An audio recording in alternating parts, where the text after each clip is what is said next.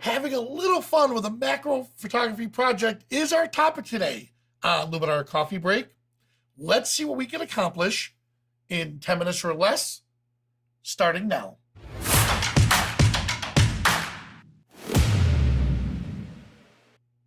Hello, everyone. Welcome. Now, over the weekend, I had the chance to work on a special project for Platypod, and it was a macro photography project. So let me just dive in and show you what I was doing. Now, as a sports and portrait photographer, I don't do a whole lot of macro photography. So I decided to take on a project, and that was a little ballerina. Love and friendship was the concept. And it didn't quite work out the way I wanted it. But just to give you a little heads up, I did approach this as if this were a portrait. And I apologize, I don't have the behind-the-scenes photos to show you. But here, it was a two-light setup. One light to light the entire scene. And these are all little LEDs, small from LumeCube. And then the second light was a fill light coming in right in here to fill in the shadows.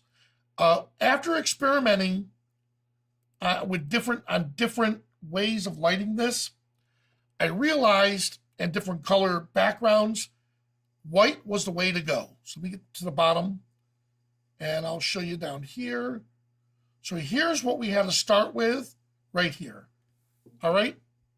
And for the most part, it worked out pretty good. This was the biggest pain in the neck, that little piece of wire to hold her up. So I'm not going to go into how I removed it, but I guess it was a lot of the erase tool and then cloning, so to speak, each of us. We got rid of that. This is what I want to show you right here. Notice this background.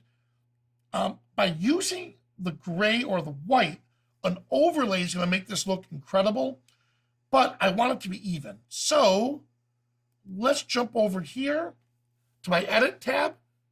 Now in the edit panel, what I want to do is give it a second to render, is I need to duplicate this bottom layer.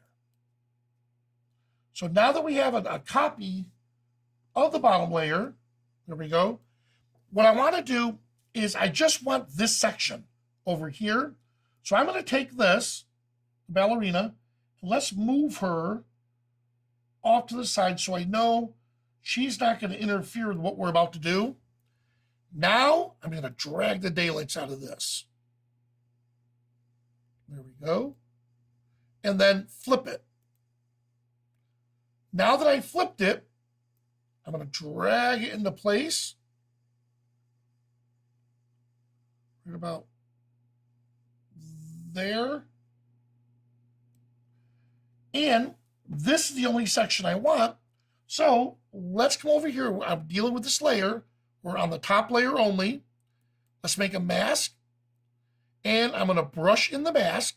I want to paint this effect. So I'll get the brush rather large. And all I'm going to do is come in and just paint what I want in the scene, which is this right here. And I'm staying away from the ballerina.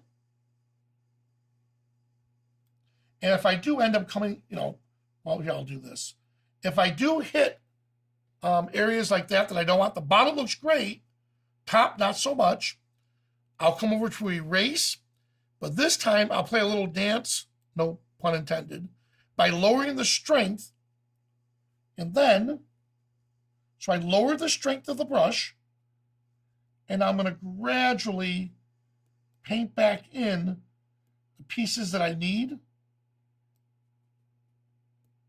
I'll still have a little shadow, but it's going to be easier to work with that shadow in a moment. Now, a keyboard shortcut is X, and that's going to switch from erase to paint. And I'm going to go back in and delicately again go in.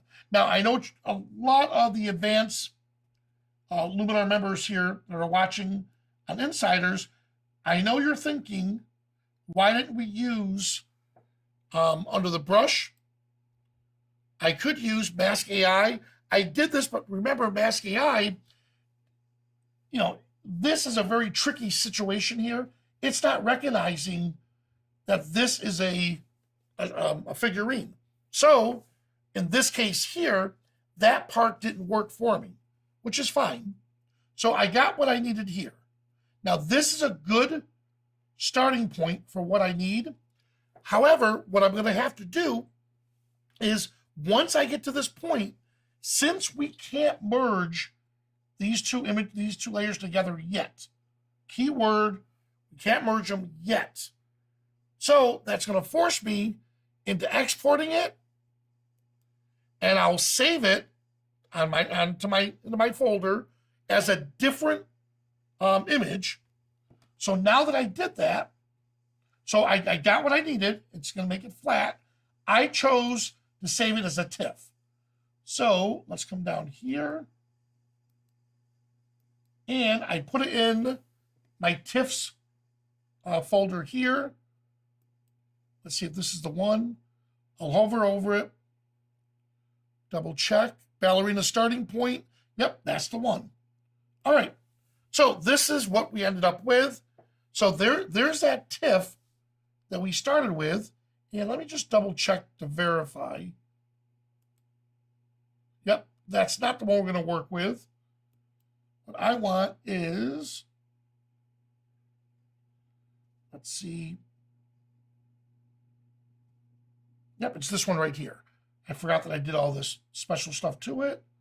Adjustment and revert to original. There we go. That was one. This was another option. And this was a third one. So the one I want to work with, like I said, is right here. The balancing point. Complete. So what I'm looking for to give you is, let's see, because I did so many of these, as you can see, what I'm trying to find for you is the merged one. And if we don't find it, nope. So we'll go back to here. This was the one. I'm going to export it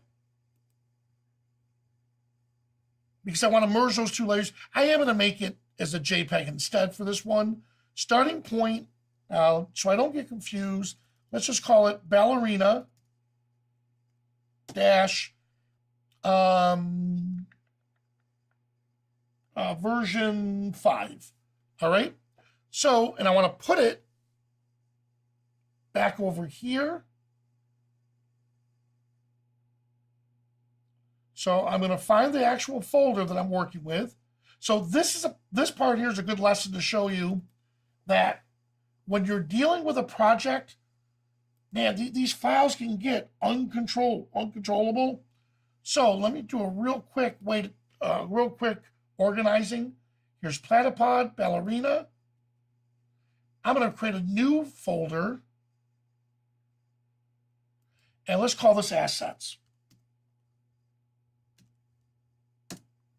All right, so now I know they're separated. I'll select that folder, or that folder itself, export it. So now what I just did was that the change that we did here, all I did there was merge them together. So now if I come under assets, here it is. Good. So now I'm dealing with the entire image, not just the layers. So if I didn't do this step, any of the changes I made, I'm running the risk of it not being applied properly. So now that I have it the way I want it, now we're going to have a little fun. So I'm going to bring in a background. And one of the backgrounds I chose originally was this one here. And I still love it. I still love this background. I'm going to click fill, or actually fit, or fill. Yep. So it fills the entire scene. I like this background quite a bit. The colors, I wasn't 100% thrilled with, but I'm going to show you. In fact, I'll keep it. And I'm going to show you how we could just play with it to get the colors I want. So I like this right here. However, the issue we're going to deal with is I want that ballerina's dress to be pure white, not to be the color of this background. So I'm going to lower the opacity just a little bit so I can see where I'm about to mask. Click mask, brush, this time erase at 100% opacity. So I'm not going to hit paint, because what I want to do is erase that background or prevent it from appearing on the dress, but I still want it to appear over her, but just not her face. And I'm going to lower the strength of the brush over here, and we'll do the same thing I did earlier. I'm going to come around here and here. Good. So here's a little trick that I've learned. I went a little outside of the box.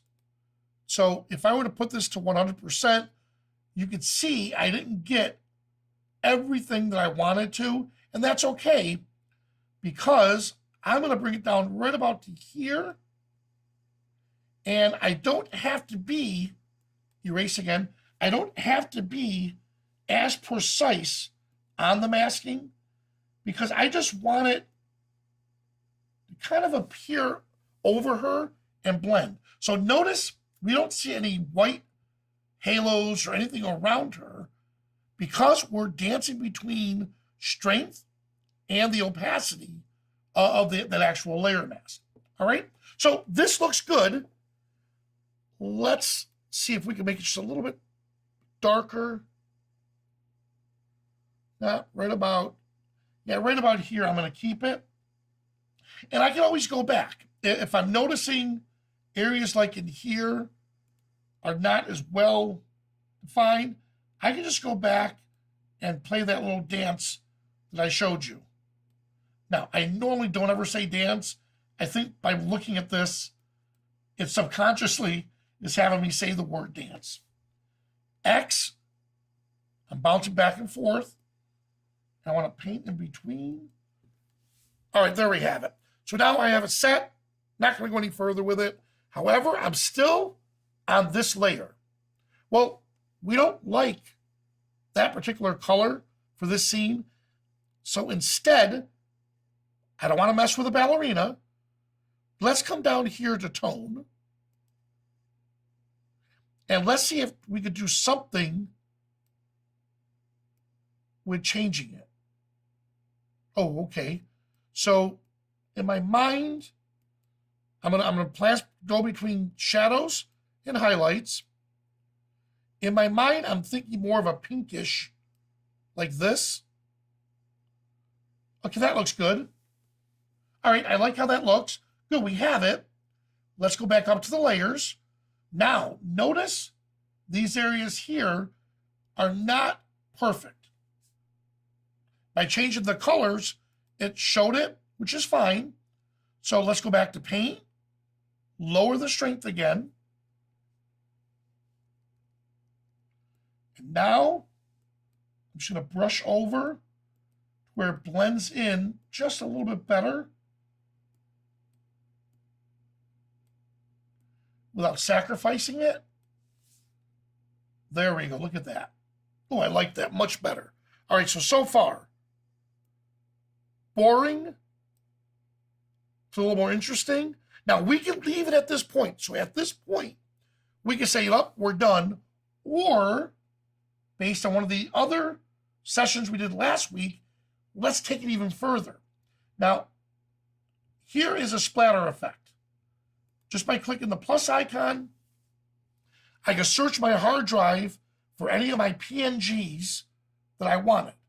So I did have this splatter effect thanks to our good friend Carly. I have the splatter effect here.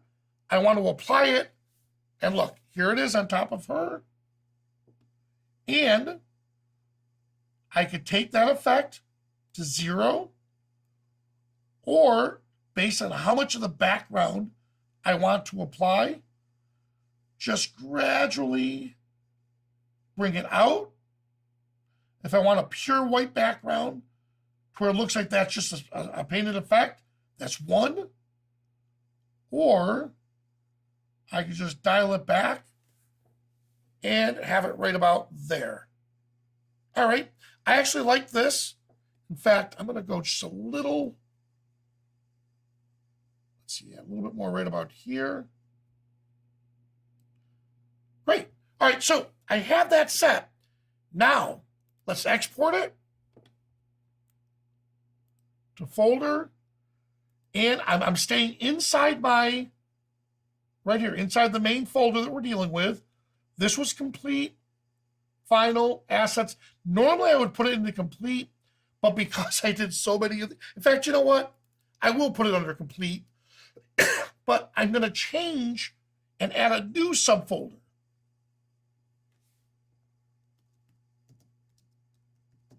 And there we go. I'm going to give it a new name, really completed.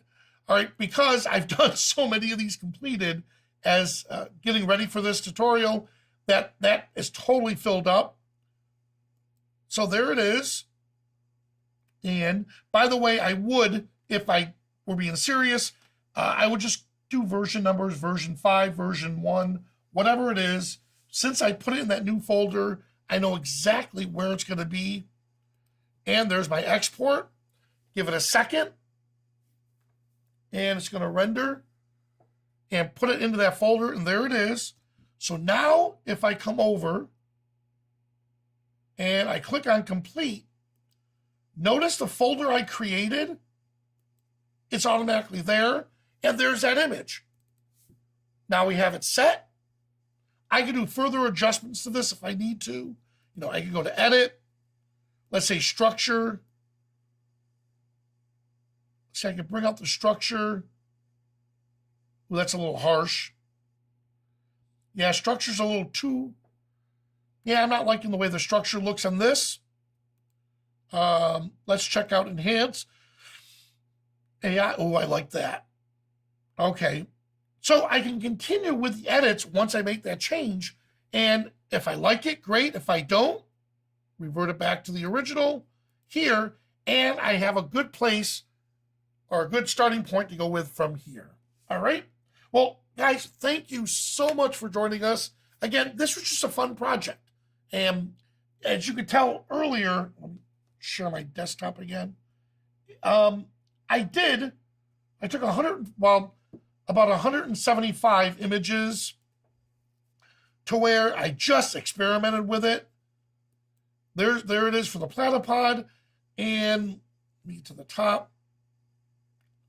The concept was going to be put flowers by her feet, but you know what? After I got into it, I realized that's going to be a pain in the neck. So I bailed on that, and I just worked with these here. Now, one thing about working with a fun project, make it fun.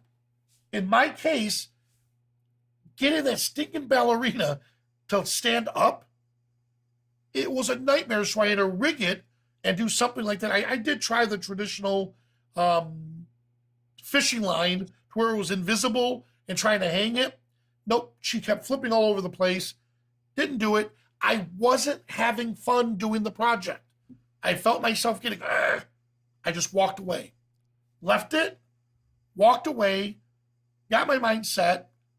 My son suggested the glue gun, grabbed a piece of wire, bip, bip, put it down.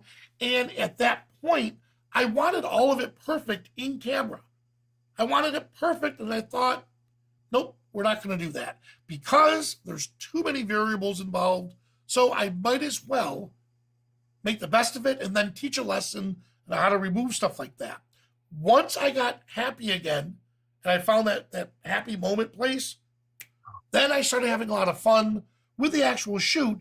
And once you start having fun with the shoot, you're going to want to stick around and take more photos and just experiment more. And I found myself doing that with the flowers and another project that I did. So again, that's our little topic on the macro project. 1, organize it the way you see fit. Do create a folder on your hard drive with the main focus, macro, put all of your raw files into that particular folder. Then once you start doing completions, create another folder called complete so you can separate them and you know which ones are completed, which ones are not, and then go from there. All right. Well, guys, thanks so much for joining us. For those that are here right now, please stick around for the Ask Me Anything segment. For the rest of you, I'll see you at the next coffee break.